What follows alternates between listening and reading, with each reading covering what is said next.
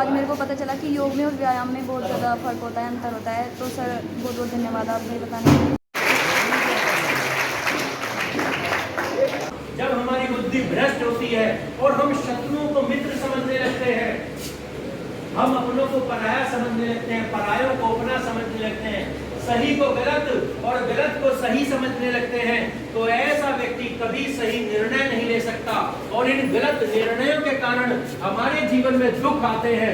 इन दुखों से अगर आप निकलना चाहते हो तो क्या करना पड़ेगा? निर्णय लेने की क्षमता को बढ़ाना पड़ेगा, अपनी बुद्धि की विलक्षणता को बढ़ाना पड़ेगा, अपने विवेक के स्तर को बढ़ाना पड़ेगा। और जब हमारी चेतना बढ़ने लगती है तो हमारे भ्रम मिटते चले जाते हैं, संशय मिटते चले जाते हैं, और हम जो भी निर्णय लेते हैं वह सटीक होता है, वह हमारे जीवन में सुखों को लेकर आता है, आनंद को लेकर आता है। क्या आप अपनी इस चेतना के स्तर को ईश्वरीय चेतना से जोड़ना चाहते हो कि नहीं चाहते? जानते हो, इसे ही योग कहते हैं। वो योग नहीं होता इस सर नीचे कर लो, पैर ऊपर कर लो, चक्रासन बना लो, सूर्य नमस्कार कर लो, कपालभाति कर लो, अनुलोम विलोम कर लो।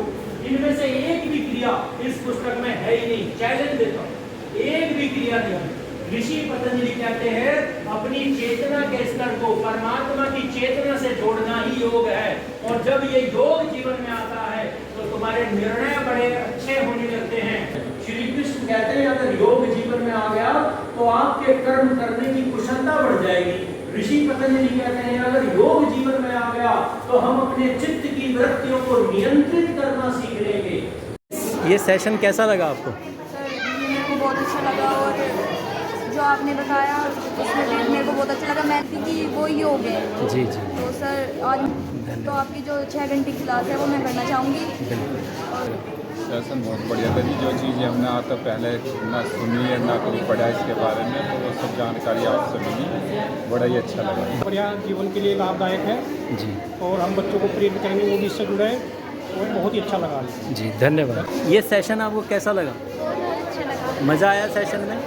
सभी स्कूलों में होने चाहिए सेशन। तो अष्टांग योग की जो मुख्य क्लासेज है, मेन क्लास है, उससे आप जुड़ेंगे? Yes sir. चलिए। मैं 45 की उम्र में आ गया, मैंने ही आपका ऐसी चीज़ें सबसे पहली बार सुनी है कि जो हमारे पास है हमें उसी से ही हम अवगत नहीं है। तो ये तो हर विद्यालय में होना चाहिए। बड़े बच्चे ही इसको समझ पाते हैं।